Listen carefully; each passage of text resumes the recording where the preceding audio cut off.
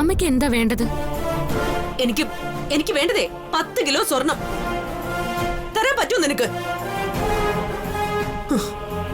എനിക്ക് എന്താ വേണ്ടതെന്നോ, ഞാൻ ഇവിടെ എന്താ ചെയ്യുന്നതെന്നോ അതൊന്നും നീ അന്വേഷിക്കേണ്ട കാര്യമില്ല. ഈ വീട്ടിൽ എന്തും ചെയ്യാനുള്ള സ്വാതന്ത്ര്യം എനിക്കുണ്ട്. ഇത് എന്റെ വീടാ. ഇവിടെ എന്ത് ചെയ്യണമെന്ന് ഞാൻ തീരുമാനിക്കും. അതൊന്നും എനിക്ക് നിന്നെ ബോധിപ്പിക്കേണ്ട കാര്യമില്ല. മനസ്സിലായോ നിനക്ക്? എന്നെ ചോദ്യം ചെയ്യാൻ വരുന്നോ? മാറങ്ങോട്ട്.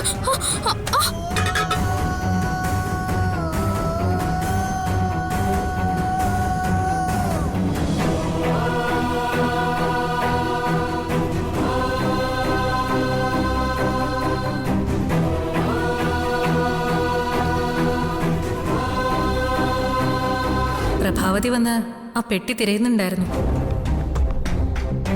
ഗാർഗി അത് ഒളിപ്പിച്ചു വെച്ചതുകൊണ്ട് രക്ഷപ്പെട്ടു. ഇല്ലെങ്കിൽ അവളത് നശിപ്പിച്ചു കളഞ്ഞാനെ.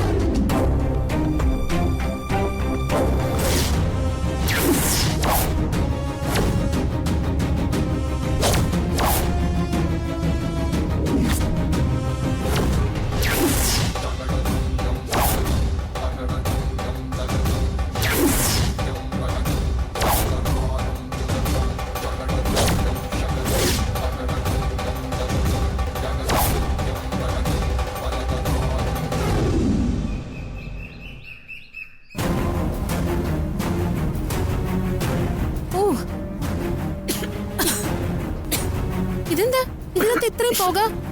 ഫയർഫോഴ്സിനെ വിളിക്കേണ്ടി വരൂ. ഫയർഫോഴ്സിനെ വിളിക്കണ്ട. ഒരു മേൽശാന്തിയുടെ കൊച്ചുമോളാണെന്ന് ഇടയ്ക്കിടെ നമ്മളെയൊക്കെ ഓർമ്മിപ്പിക്കാനുള്ള അവളുടെ ഒരു സൂത്രമാണ്.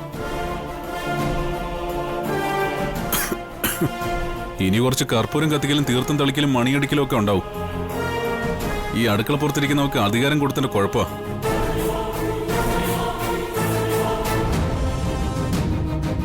അവളുടെ ഒരു അധികാരം കാണിക്കല്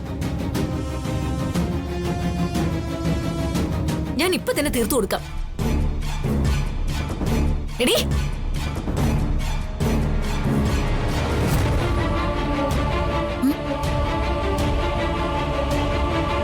നീയായിരുന്നോ? നിനക്കും തുടങ്ങിയ പാർവതിയുടെ സൂക്കേട്? ഇതേ അഷ്ടഗന്ധമാ.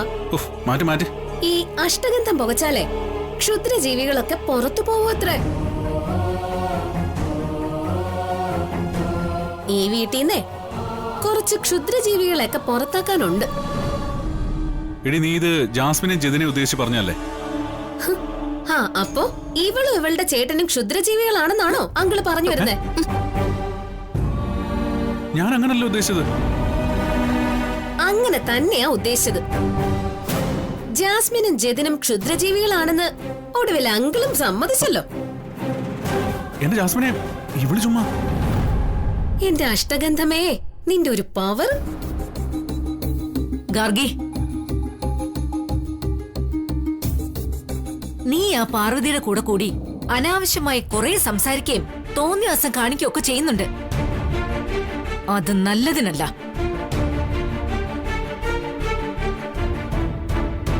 ഗാർഗിയുടെ അഷ്ടഗന്ധം പുകയ്ക്കാൻ പറഞ്ഞത് ഞാനാ.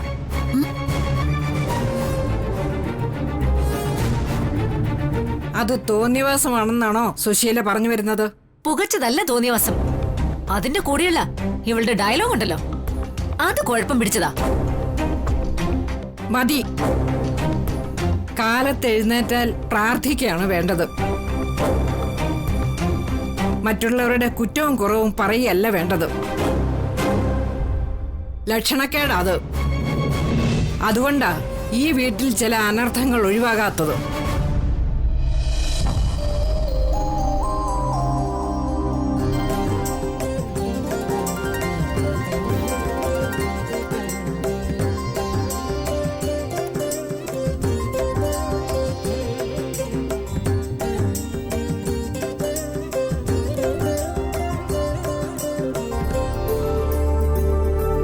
കണ്ടില്ലേ, കാലത്തെഴുന്നേറ്റ് കുളിച്ച് പൂജാമുറി കയറി വിളക്ക് തെളിയിച്ച് പ്രാർത്ഥിച്ചു. അങ്ങനെയാ വേണ്ടത്.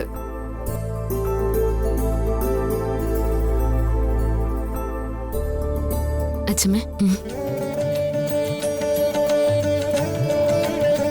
എന്റെ സർവേശ്വരന്മാരെ കാത്തുരക്ഷിക്കണേ.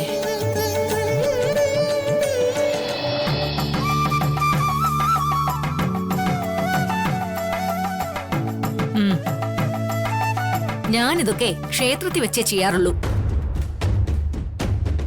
ഇവിടെ വെച്ച് ചെയ്തെന്ന് വെച്ചേ കുഴപ്പമൊന്നും വരില്ല. ദൈവം നിന്ന് കാണിക്കരുത്. എന്ന് പിടിച്ചേ. എന്റെ അഷ്ടഗന്ധ കർപ്പൂരാദി ദൈവങ്ങളെ, എന്നെ മാത്രം കാത്തുരക്ഷിക്കണേ. അതെന്താ ഒരു സെൽഫിഷ് പ്രാർത്ഥന? അതോ, ഞാൻ രക്ഷപ്പെട്ടാലല്ലേ എന്റെ കൂടെയുള്ളവരെ എനിക്ക് രക്ഷിക്കാൻ പറ്റൂ. ഏത് അങ്ങനെ ഈശ്വരോ രക്ഷ.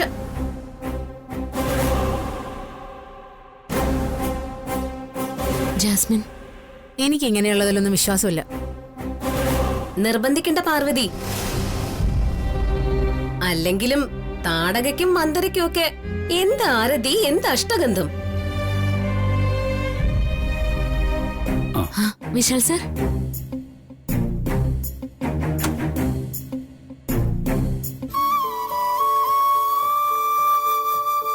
വിഷ്, നിനക്കിതിലൊന്നും വിശ്വാസം ഉണ്ടായിരുന്നില്ലല്ലോ. എന്ന് തുടങ്ങി ഈ ഭക്തിമാർഗം? മറ്റുള്ളവരുടെ വിശ്വാസത്തിനെ നമ്മൾ റെസ്പെക്ട് ചെയ്യണം ആന്റി.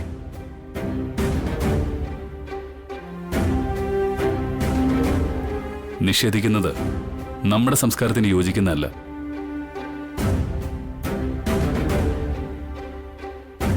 കേട്ട് പഠിക്കും.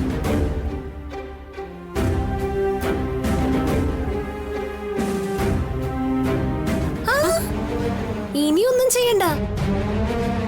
ഓരോന്നിനും അതിന്റേതായ സമയമുണ്ട് മോളെ ദിനേശി.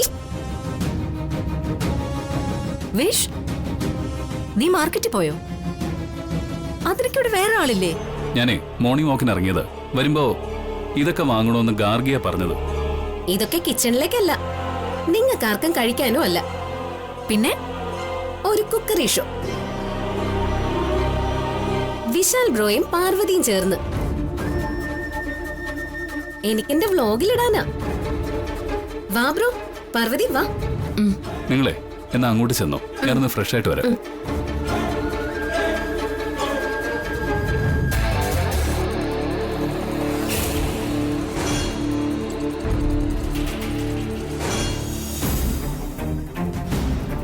കുക്കറി ഷോ ചെയ്യണമെങ്കിൽ അത് നിന്നെ വിശാലിനെ വെച്ച് ചെയ്തൂടെ? ഇത് മനഃപൂർവ്വമായി അവർക്ക് അടുത്ത് ഇടപഴകാനുള്ള അവസരം ഉണ്ടാക്കി കൊടുക്കുക ഗാർഗി. വാ കാണാം.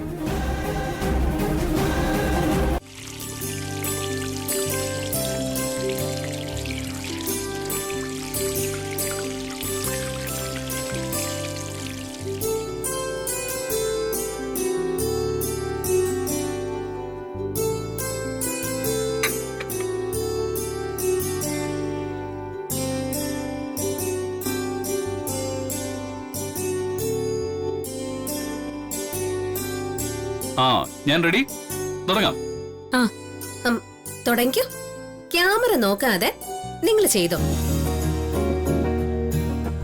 നരേഷനൊക്കെ ഞാൻ പിന്നെ കൊടുത്തോളാം. ഓക്കെ, തുടങ്ങിക്കോ. ഞാനേ വെണ്ടയ്ക്കരിയാം.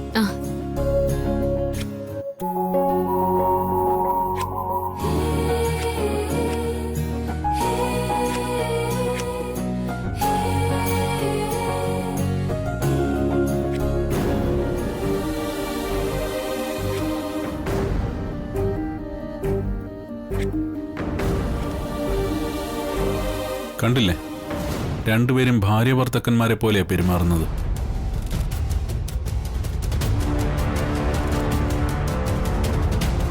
നീ വിഷമിക്കൊന്നും വേണ്ട. നിന്റെ പപ്പയ്ക്ക് വാക്കുകൊടുത്ത് വിശാലല്ലേ, അതുകൊണ്ട് നിങ്ങളുടെ വിവാഹം നടക്കും. അതിനുശേഷം ഇതിന്റെയൊക്കെ കണക്ക് നീ അവളോട് തീർത്താൽ മതി.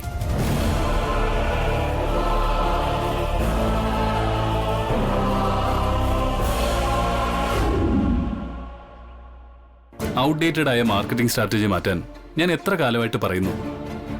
നിങ്ങൾ ഓരോരുത്തരും അപ്ഡേറ്റഡ് ആവേണ്ടതുണ്ട്. മോനെ, മോൻ തിരക്കിലാണോ? ഇല്ല ma'am. Okay guys, carry on. മോൻ ബിസി ആണെങ്കിൽ അമ്മ പിന്നെ വരാം.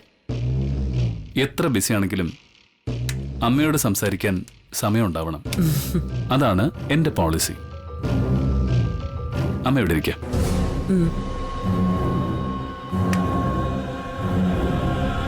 മോനോട് ഒരു കാര്യം പറയാനാ അമ്മ വന്നത്. എന്താ അമ്മേ? നീയും പാർവതിയും കൂടി കുക്കറി ഷോ ചെയ്തു അല്ലേ? അത് വെറുതെ ഗാർഗി നിർബന്ധിച്ചപ്പോ. മോനെ, ഗാർഗി ഒരു ബോധവും കഥയും ഇല്ലാത്ത പെണ്ണ. അവള് നിർബന്ധിച്ചെന്ന് വെച്ച് നീ എന്തിനാ അതനുസരിക്കാൻ പോയത്? മോനെ, ജാസ്മിൻ അത് എന്തുമാത്രം വിഷമമായി എന്നറിയാമോ? അവൾ എന്നോട് കുറെ സങ്കടം പറഞ്ഞു. നിന്നെ മാത്രം പ്രതീക്ഷ കഴിയുന്നവളല്ലേ അവള്. മോൻ ഇനി അവളെ സങ്കടപ്പെടുത്തരുത്. കുക്കറി ഷോ കഴിഞ്ഞ് നീ പാർവതിയുടെ റൂമിൽ പോയിട്ടുണ്ടാവുമെന്നാ ഞാൻ വിചാരിച്ചത്. ഞാനെന്തിനാ അവളുടെ റൂമിൽ പോകുന്നേ? മോനെ, ഗായത്രിയുടെ പഴയ പാത്രങ്ങളും മറ്റും അവളല്ലേ കഴുകി വൃത്തിയാക്കിയത്. അവളത് അവളുടെ റൂമിലാ കൊണ്ടുപോയി വെച്ചിരിക്കുന്നെ. നീ അതൊക്കെ ചെക്ക് ചെയ്യുമെന്നാ ഞാൻ കരുതിയത്. ഞാൻ ചെക്ക് ചെയ്യാനോ? എന്തിന്? ഓട്ടുപാത്രങ്ങളും ചെമ്പ് പാത്രങ്ങളൊക്കെ അല്ലേ, അല്ലാതെ സ്വർണത്തിന്റെ പാത്രങ്ങളൊന്നും ഇല്ലല്ലോ. ഇനി അഥവാ സ്വർണമാണെങ്കിൽ തന്നെ അതിന്റെ അവകാശി ഇപ്പൊ പാർവതിയല്ലമ്മേ. ഓ, അമ്മ അത് ഓർത്തില്ല മോനെ. ഗാർഗിയും പാർവതിയും കൂടി ആ മാജിക് ബോക്സ് അമ്മയിൽ നിന്ന് ഒളിപ്പിച്ചു വെച്ചു എന്നറിഞ്ഞാൽ അമ്മയ്ക്കത് വിഷമോ. അതുകൊണ്ട് അതിനെക്കുറിച്ച് ഒന്നും പറയണ്ട.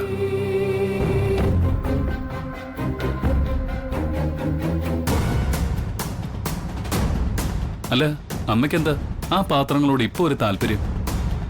ഞാനങ്ങനെ ചോദിച്ചോണ്ട് മോൻ തെറ്റിദ്ധരിക്കണ്ട. അവകാശം സ്ഥാപിക്കാൻ ചോദിച്ചതൊന്നുമല്ല.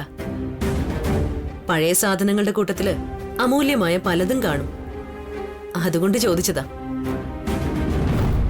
അമ്മ പറഞ്ഞത് സത്യം. അതിന്റെ കൂട്ടത്തിൽ അമൂല്യമായൊരു സാധനം ഉണ്ടായിരുന്നു. എന്ത് സാധനം? ഒരു സാധനം.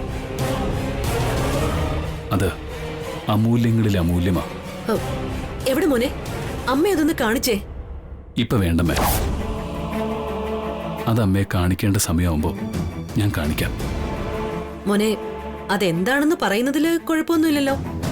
പറഞ്ഞു കേൾക്കുന്നതിനേക്കാളും നേരിട്ട് കാണുന്നതല്ലേ ഒരു ത്രില്ല്. ഞാൻ നിന്റെ അമ്മയല്ലേ മോനെ?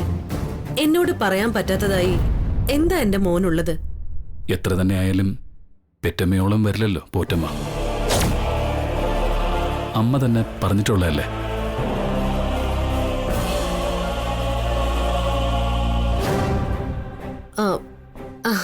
അയ്യോ മോനെ, ഞാൻ മറന്നു. ഗോപിയേട്ടന് ആഹാരം കൊടുത്തില്ല. മോന്റെ ജോലി നടക്കട്ടെ. ശരി.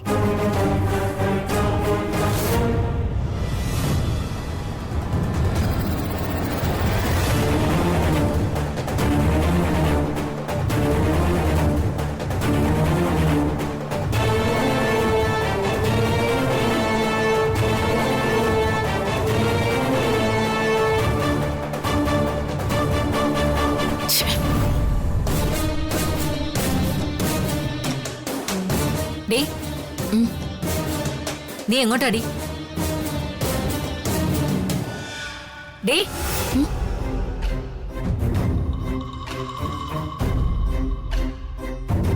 ഞാൻ ചോദിച്ചത് നീ കേട്ടില്ലേ? നിനക്കെന്താ മറുപടി പറയാനൊരു മടി? അയ്യോ അപ്പച്ചി, അപ്പച്ചി ഫോണിൽ സംസാരിക്കുകയാണെന്നാ ഞാൻ കരുതിയത്. അതൊന്നുമല്ല, നീ കേൾക്കാത്ത മട്ടിൽ പോയത് തന്നെയാ. മഹാറാണിപ്പട്ടം നിന്റെ തലയിലെടുത്ത് വെച്ച് തന്നിട്ടുണ്ടല്ലോ ഇവിടെ ചിലര്.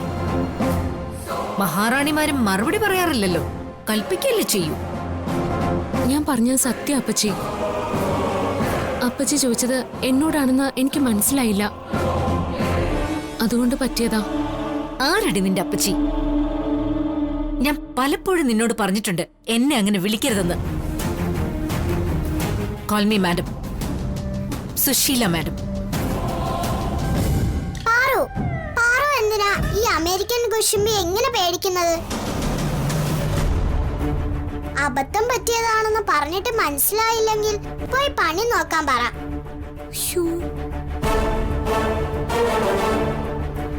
മണിക്കുട്ടാ, നീ എന്തൊക്കെയാ പറയുന്നേ? പറയാതെ പിന്നെ.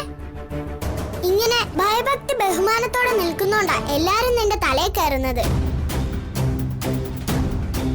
ഇങ്ങോട്ട് നാല് പറയുമ്പോഴേ അങ്ങോട്ട് 10 പറയണം. എല്ലാവരുടെയും നാവ് അടങ്ങിക്കോളും.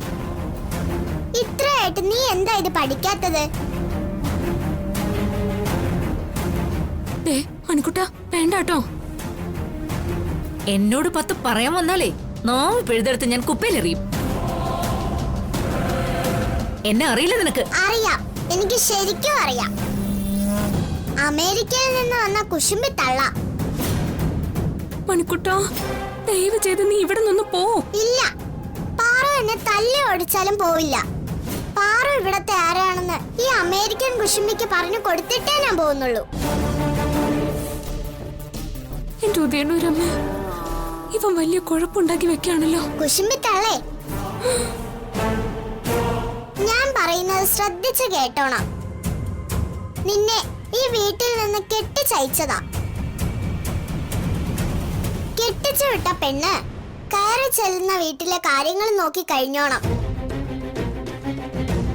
ഇവിടെ ഭരിക്കാൻ വരരുത്. ഇവിടെ അധികാരം ഈ വീട്ടിലേക്ക് വിശാൽ സാറ് താലി കെട്ടിക്കൊണ്ട് വന്ന പാറൂന. മണിക്കുട്ടോ, ഈ വായടി തത്തയുടെ സൂക്കേട് ഞാൻ ഇപ്പൊ തന്നെ തീർത്തു കൊടുക്കാം. അയ്യോ മണിക്കുട്ട, അങ്ങോട്ട് മാറ.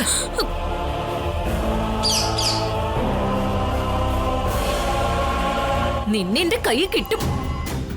പപ്പും പൊടിയും പറിച്ചു കളഞ്ഞ് പട്ടി കിട്ടു കൊടുക്കുകയും ചെയ്യും. എന്നെ കിട്ടണമെങ്കിലേ നീ ആകാശത്തിലൂടെ പറക്കണം. അതൊരിക്കലും നടക്കാത്ത കാര്യമാ. പക്ഷെ എനിക്ക് നിന്റെ കണ്ണും മൂക്കും ഒക്കെ എളുപ്പത്തിൽ കൊത്തി പറിക്കാൻ കഴിയും. അതുകൊണ്ട് അമേരിക്കൻ കുശുമ്പി മണിക്കുട്ടനോട് കളിക്കുമ്പോ സൂക്ഷിച്ച് കളിക്കണം. എന്തിനാ മണിക്കുട്ട നീ വലിയ ആൾക്കാരോട് വഴക്കിന് പോകുന്നേ? നിനക്കൊന്നും മിണ്ടാതിരുന്നൂടെ? നീയല്ലേ ഈ അസത്തിനെ കൊണ്ട് ഇതൊക്കെ പറയിച്ചത്? എന്നിട്ട് എന്റെ മുമ്പിൽ നാടകം കളിക്കുന്നോ? അമ്മായിപ്പിന് വെള്ളം, അമ്മായിപ്പിന് ഗുളിക. അനിയത്തിയായ എനിക്ക് പോലും ഇല്ലാത്ത ശുഷ്കാന്തിയാ ഗോപേട്ടന്റെ കാര്യത്തില് നിനക്ക്. ഈ വീട്ടിലെ മരുമകൾ സ്ഥാനം പിടിച്ചെടുക്കാനുള്ള നിന്റെ അടവ് എനിക്ക് മനസ്സിലാവുന്നുണ്ട്. അപ്പച്ചി, മരുമകൾ സ്ഥാനം പിടിച്ചെടുക്കാനോ? ഈ സ്ത്രീയുടെ സ്ഥലകാല ബോധം നഷ്ടപ്പെട്ടു എന്നാ തോന്നേ. പാറു ഇവിടത്തെ മരുമകൾ തന്നെയാ. അതിവിടെ ആരും അംഗീകരിക്കുന്നില്ല. ഞാൻ കൊടുത്തോളാം മരുന്നും വെള്ളവും. ഇങ്ങതാ. അപ്പച്ചി,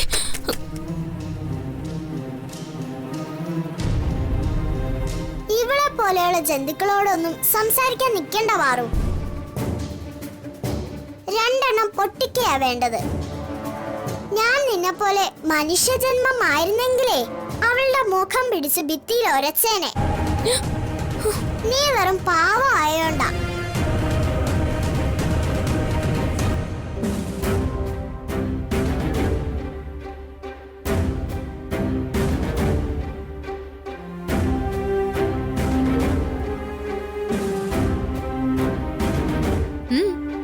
എന്താ ഇത്ര വലിയ ആലോചന? ഔട്ട് ഹൗസിൽ നിന്ന് ഇൻ ഹൗസിലേക്ക് എങ്ങനെ കയറാന്നാണോ? അതെന്തായാലും നമ്മൾ കയറിയിരിക്കും. ഞാൻ ആ പാർവതിയെ കുറിച്ച് ആലോചിക്കുകയായിരുന്നു. ഓരോ ദിവസം കഴിയുന്തോറും പാർവതിക്ക് വിശാലിന്മേലുള്ള സ്വാധീനം കൂടിക്കൂടി വരികയാണ്. ഒടുവിൽ അവൾ ഗായത്രി ഗ്രൂപ്പ് ഓഫ് കമ്പനീസിന്റെ MD ചെയറിൽ ഇരിക്കുന്നത് നമ്മൾ കാണേണ്ടി വരും. അവളോ ഗായത്രി ഗ്രൂപ്പ് ഓഫ് കമ്പനീസിന്റെ MD ചെയറിൽ? അക്ഷരം കൂട്ടി വായിക്കാൻ പോലും അറിയാത്ത അവള് എങ്ങനെയാ ചേട്ടാ ആ ചെയറിലിരിക്കുക? അവളെ നീ അങ്ങനെ അണ്ടർഎസ്റ്റിമേറ്റ് ചെയ്യല്ലേ ജാസ്മിൻ. അക്ഷരം കൂട്ടി വായിക്കാൻ അറിയില്ലെങ്കിലും ജയിക്കാനുള്ള കളി അവൾക്ക് നന്നായിട്ട് അറിയാം. അവളെ നമ്മളെ സെൻട്രൽ ജയിലിന്റെ വാതിക്കൽ വരെ എത്തിക്കാൻ അക്ഷര വിദ്യാഭ്യാസമില്ലാത്ത അവൾക്ക് കഴിഞ്ഞിട്ടുണ്ട്. നീ അത് മറക്കണ്ട. അവളൊന്ന് തുനിഞ്ഞിറങ്ങിയാലേ എന്തും നടക്കും. അവളുടെ പരിമിതിക്കുള്ളിൽ നിന്നല്ലേ അവൾക്ക് ചിന്തിക്കാൻ പറ്റുള്ളൂ. MD ചെയറേ എത്താ കൊമ്പാണെന്ന് അവൾക്ക് നന്നായിട്ട് അറിയാം. അതുകൊണ്ട് അതിന് വലിയ മനക്കോട്ടയൊന്നും അവള് കേട്ടില്ല.